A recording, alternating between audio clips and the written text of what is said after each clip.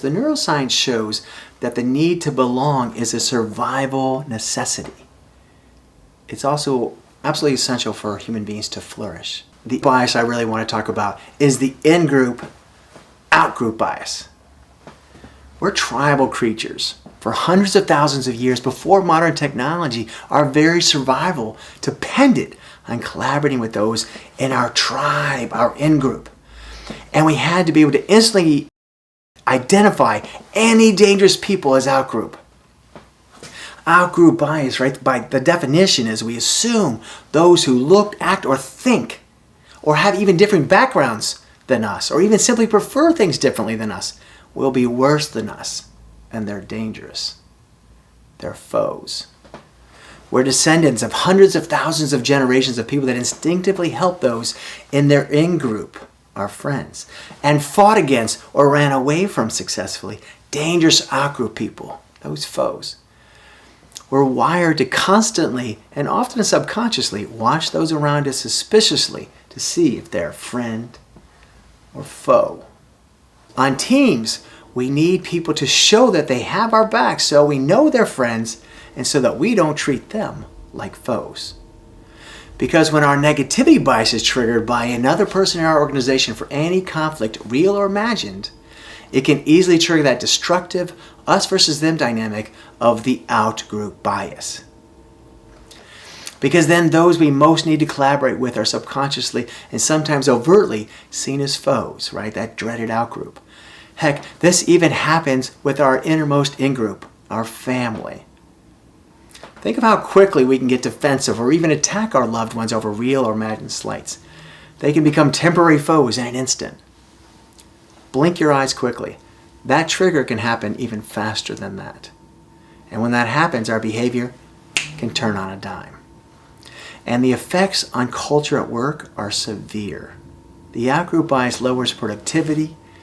It ignites mistrust with other groups within our organization. It can cause us to withhold resources from those groups, and we tend to prejudge those people. We prejudge their intentions and their decisions. I'm sure you've all seen this countless times. People out in the field versus the headquarters, people up, hierarchical, lower, from sales to production, right? Everyone has these tend to biases that tend to activate. And these happen in our culture because the out-group bias causes us to tend to assume that those in the out-group are foes and not care about their goals. We tend to fear that if another group is helped, we will lose out. So no surprise, our reactions reduce fairness to other groups. We even tend to justify poor treatment of those in the out-group, which makes sense when you remember that our subconscious is seeing them as foes. We've all seen politicians and extreme activists hack that out-group bias to get people to hate other groups in order to bind them into their own fear-based in-group. Because the out-group bias makes us less empathetic to people from other groups and more prone to hurting them ourselves. It makes us far more susceptible to social biases. It can even activate xenophobia and motivate intense efforts to keep others out. It even pushes us human beings to promote lose-lose policies, where we lose just to hurt an out-group. The research on that is astounding. Now, the good news is that our brain can be positively activated to see people as friends, now part of our in-group. The in-group bias can help us a lot, or hurt us if it's abused. But that's because when it's activated, we assume that those who look, act, think, or have similar backgrounds, or even prefer things like us, will be better and safe. Here's some good news about the in-group bias. It builds respect and trust more easily with the people in that bias. We give each other the benefit of the doubt. It inspires greater resource sharing. We're more likely to help and even sacrifice for each other. It encourages people to rise above their differences when placed on a team together. It allows companies, teams, and countless other groups to include diverse peoples. Now, I do have to caution you, overly simplistic and negative in-group bias can lead to pushing others into an out-group, us versus them, and can divide and rip a culture apart. So you have to be careful about that. Now, let's talk about inclusive leadership. This is a key. For leaders, the goal is to expand the in-group and shrink the out-group in our organization. Because relatedness is the sense that we belong, that we're in the in-group. And the only people we should see as out-group are our external competitors. But even then, sometimes we need to work with them for the good of our world, or at least our industry.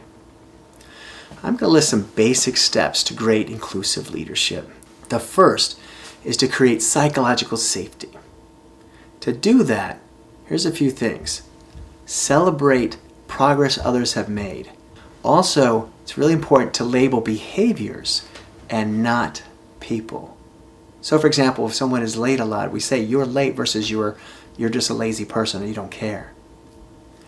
Also, make it safe for people to bring up new and controversial ideas.